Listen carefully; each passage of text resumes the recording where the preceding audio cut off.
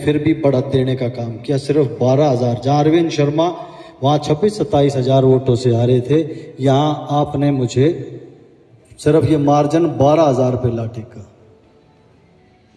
ये तो साजिश थी, आप सबको पता है, इसकी गहराई में ज़्यादा जाने की जरूरत नहीं। अंदरूनी आदमियों की साजिश थी। ना मैंने पहले कभी ना किसी की शिकायत करी, ना पहले कभी किसी का नाम लिया, ना मैं आज किसी का नाम लूंगा। और फिर दूसरा चुनाव हारने के बाद भी मैं मेरी बात नहीं करता। आप लोगों ने हिम्मत हारने का काम नहीं किया। मेरी तरफ उतना ताकत देने का काम किया कि मैं मजबूती से वो 5 साल भी खड़ा रहा। जहां मैंने कहा आप लोग सब एक इशारे पे जैसे आ जाए, आपने कोई कोताही नहीं बरती। आपके परिवार में सारी चीजें हैं, आपको खेती बाड़ी भी देखनी पड़ती है, कोई नौकरी भी करता है, कोई डेली बेसिस पे भी काम करता है, किसी की आड़त की दुकान है। सब लोग अपने काम को छोड़ छोड़ के अपने पल्ले से भाई साहब नजफगढ़ से आ रहे हैं, अपने पल्ले से पैसा लगा के, तेल लगा के वो गाड़ी किधर लेके जा, महेंद्रगढ़ लेके जाते हैं, हम सोना लेके जाते हैं, हम सांपला की इतनी बड़ी रैली होगी। मेरे से आपने एक पैसा किसी चीज का, भाई जाते हैं घर से बाहर निकलते हैं तो खर्चे तो खूब होते हैं। आप लोगों ने मुझे, और आप लोग समझते भी हो इस बात को, आपको भी ये बात पता है, ये जितने भी साथी साथ में है, ये मेरे साथ कदे न कदे मेरे साथ हमेशा गाड़ियों में बैठे रहे, कहीं ना कहीं बैठ के चौपाल में, कहीं ना कहीं किसी बैठक में बैठे रहे हैं, लगातार हमने बतियाते रहे हैं। मेरा एक भी फोन, ये जितने भी साथी, ये सारे इस बात के गवाह हैं कि मेरा कोई काम धंधे का कोई मेरा कभी फोन नहीं आया होगा आप लोगों के आगे कि भाई फलाना काम है, किसी को पैसे देने हैं, किसी का ये काम रह गया, वो काम रह गया।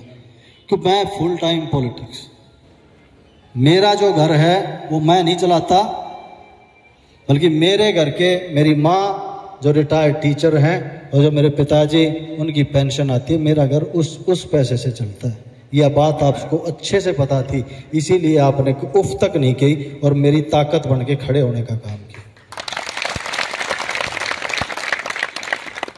और क्योंकि मेरे अंदर भी ओम प्रकाश बेरी का खून है, मैंने अपने लिए ना, मैंने दोनों बार सरकार भारतीय जनता पार्टी की रही, मैं आप लोगों के बीच में ये सरदारी है, इस बेरी की पवित्र पावन चौपाल है। मैंने अपने लिए लेश मात्र इस सरकार से, इस मंत्री से, किसी मुख्यमंत्री से मैंने एक अपना काम, पर्सनल काम जिससे मुझे लाभ, आप सबके काम मैं लेके जाता था।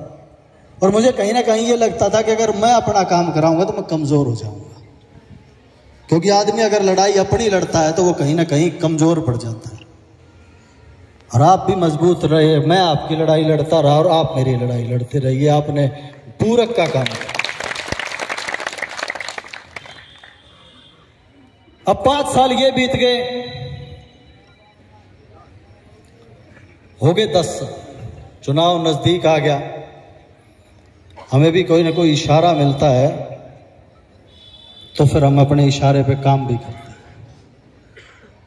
कति तसल्ली करके, मेरा कोई घना ब्योत नहीं, पर कति तसल्ली करके मैंने पद यात्रा शुरू करी। और आपने भी उस पद यात्रा में ऐसा 4 चांद लगाया कि मेरे ख्याल से सारा हरियाणा तो नहीं, पर मैं कह रहा हूं कि जिला जरूर ले गया। 15-15 किलोमीटर। मेरे चाचा धर्मपाल 75 साल की उम्र में वजीरपुर से अभी आए भी हुए, ये 15-15 किलोमीटर मेरे साथ चले, गाड़ी में नहीं बैठे, आड़े की गाड़ियां और मोटरसाइकिलें भी साथ में चल रही थी। 15-15 किलोमीटर ये चले। मुझे नहीं पता आपके इस प्यार का मैं ये कर्ज चुका पाऊंगा कि नहीं चुका पाऊंगा, पर ईमानदारी से कहता हूं कोशिश जरूर करो। हम तुम्हारे साथ हैं, हम तुम्हारे साथ हैं। और जब लोगों को ये लगने लगा कि इस बार बेरी की सीट विपरीत परिस्थिति में भी आ रही है,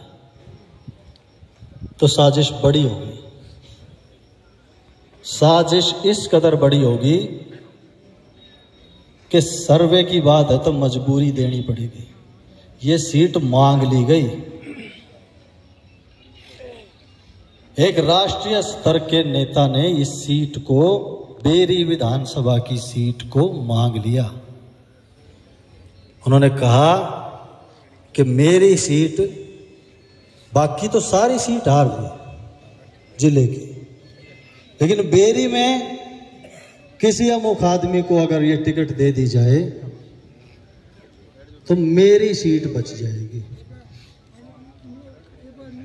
ये साजिश, ताकि चुनाव ही ना लड़ा जाए, क्योंकि चुनाव लड़ गया तो फिर अब जो है वो चालबाजियां, चुनाव के बाद वाली चालबाजियां, क्योंकि आपके लगातार दिए गए ताकत ने मेरे को और मजबूत बना दिया था। आपने संघर्ष के इस थपेड़ों ने मेरे को और मजबूत बना दिया था। आप सब ने मुझे और ताकतवर बना दिया था, लेकिन ये साजिश में देखो आज फिर हम फंस गए। लेकिन एक चीज में गलती कर गए, पार्टी ने भी ये बात मान ली, और पार्टी ने ये बात मान ली। मुझे नहीं पता ये बात कैसे मानी, क्यों मानी, माननी नहीं चाहिए थी, क्योंकि व्यक्तिगत चीजें अलग होती हैं, व्यक्तिगत स्वार्थ अलग होते हैं, व्यक्तिगत प्रतिद्वंदिता अलग होती है। लेकिन उसको इस तरीके से कि पार्टी का भी नुकसान हो, एक पूरी विधानसभा का नुकसान। ये बेरी विधानसभा वो विधानसभा है जिनके नेताओं ने इस देश को चलाया है, जिनके नेताओं ने आजादी से पहले अपनी बलिदान देने का काम किया, जिनके नेताओं ने फ्रीडम फाइटर रहे, स्वतंत्रता सेनानी रहे, हिंदी आंदोलन किया, हरियाणा के लिए लड़ाई करी, शराबबंदी की लड़ाई करी। चीफ मिनिस्टर सबसे पहला बेरी का था, यूनाइटेड पंजाब का डिप्टी सीएम जो है वो बेरी का था। और आपने बेरी को इतना हल्का आंक के आप बाहरी किसी भी उम्मीदवार को ला के कितनी बड़ी गलती कर दी। अब जो हम पार्टी का झंडा उठा उठा के, पार्टी का नाम लेके चलते हैं, हम उन लोगों के ऊपर क्या बीती। मैं तो कहता हूं कि आम मतदाता के ऊपर क्या बीती, जो एक्टिव तो नहीं, सक्रिय राजनीति में तो नहीं, आप सब तो सक्रिय राजनीति में, लेकिन अगर सक्रिय राजनीति में कोई नहीं है उसके दिमाग में भी क्या बीती। पिछले 12 दिन से मैं फोन पे सिर्फ ये सुन रहा हूं कि भाई जिसकी क्या गा उसकी गिरा, किसकी गिरा, हमारे पास रास्ता नहीं बचा।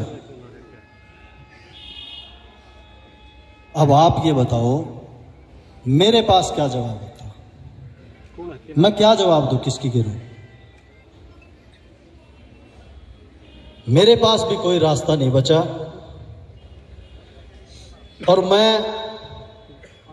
आप लोगों के बीच में आपसे ये पूछने आया हूं, अगर मैं किसकी गिरूं।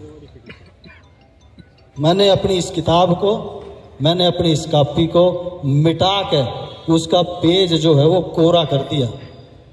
अब आप सब ने लिखना है। ये मीटिंग सिर्फ इस बात के लिए बुलाई गई है कि आप सबको ये बात लिखनी है कि इस किताब के अंदर क्या लिखा जाए, हमारी दिशा क्या हो जानी चाहिए, हमारी क्या इस योजना होनी चाहिए। क्योंकि सारे के सारे जितने भी साथी हैं वो राजनीतिक साथी बैठे हैं, आम आदमी कोई नहीं जाता इस तरह के कार्यक्रमों में, आम आदमी कोई नहीं जाता। यहाँ जो बैठे हैं वो 100 वोटों के मालिक बैठे हैं। आप लोग एक्टिव हो, मुश्किल से सारे मिला के अगर बात करें तो इस दुनिया में सिर्फ 5% पॉलिटिकली एक्टिव लोग होते हैं, सारी पार्टियों में मिला के। 95% तो सिर्फ वोट डालते हैं, और उसमें से भी 30-40% वो रह जाते हैं, इसीलिए 60 या 70% वोट पड़ती है। आप वो साथी हो जो, क्योंकि अगर मैं पार्टी में होता और फिर आपसे ये बात पूछता तो देखो गलत बात होती। अब मैं पार्टी से बाहर आके बिल्कुल कोरा कागज, और उसके बाद मैं आप सबसे ये पूछता हूं कि अब मैं क्या करूं, या अब हम सब मिलके क्या करें। ये सवाल क्योंकि पिछले 12-13 दिन से हम सबके दिमाग में था, तो इसको तो सामूहिक रूप से, क्योंकि मुझे खड़ा करने में, देखो मेरा कोई ब्योंत पैसे का नहीं, मेरा तो ये लाड प्यार का ब्योंत है। इस लाड प्यार के अलावा मेरे पास कुछ नहीं, और मैं अकेला इस चीज का फैसला कभी नहीं कर सकता। शुरुआती जन्म के दौरान हो सकता है कि मेरे अंदर वो समझ नहीं थी, लेकिन आज तो मैं कम से कम ये कभी नहीं इस चीज का मैं कर सकता। हाँ, मैं एक राजनीतिक परिवार से पैदा हुआ हूं, लोगों को इस चीज की भी तकलीफ हो जाती है। क्या मेरे परिवार ने कोई चोरी करी? क्या मेरे परिवार पे कोई छोटी सी उंगली उठा सकता है? क्या मेरे परिवार के संघर्ष के ऊपर कोई उंगली उठा सकता है? ये यूं कहते हैं कि एक परिवार ये, बहुत सारी वीडियोस चली, इससे तकलीफ भी होती है, लेकिन एक शांति भी मिलती है कि जब तक देखो टांग उसी की खींची जाती है जो आगे चल रहा हो, पीछे या बराबर में चलते हैं कोई ना छेड़ता, हमेशा टांग उसी की खींची जाती है जो ऊपर चढ़ रहा है, क्योंकि उसके हाथ के पास उसका पैर है, तो कहीं ना कहीं वो काफी ऊपर है या काफी आगे। तो इस चीज का मुझे कोई दुख नहीं, लेकिन ऐसी साजिश है कि हमें मैदान में ही ना उतरने दिया जाए, इसको शायद ना तो मैं बर्दाश्त करूंगा और मेरे ख्याल से ना आप बर्दाश्त करोगे। ये मेरी मजबूरी बन गई, मुझे तकलीफ होती है। जिस पार्टी ने 10 साल तक मैं रहा, जिस पार्टी के लिए 10 साल तक मैंने काम किया, मैं उसको छोड़ के मैं एकदम से चला जाऊं। मैंने 10-12 दिन इस चीज के ऊपर लगाए और आखिर में मैंने ये कठोर या कहें कि निर्णायक फैसला बाहर आने का किया, ताकि आप लोगों के पास मैं दोबारा जा सकूं कि आप मेरे इस बात का फैसला करो। इस पंचायत में बैठे हैं, मुझे यही बात कहनी थी, मुझे ये बात जरूर आप लोगों को बतानी थी कि मैंने ये इस्तीफा क्यों दिया। अब 2 शब्द मेरे ख्याल से बाबूजी जो ओम प्रकाश बेरी जी बोलेंगे, मेरे साथ कभी राजनीतिक मंच उन्होंने साझा नहीं किया, लेकिन आज क्योंकि मैं किसी पार्टी में नहीं हूं, राजनीतिक चीज नहीं, आज ये सामाजिक बात, तो इसीलिए मेरे आग्रह पे बेरी साहब यहाँ पर पहुंचे हैं। मैं एक बार चाहूंगा, एक बार वो भी 2 शब्द।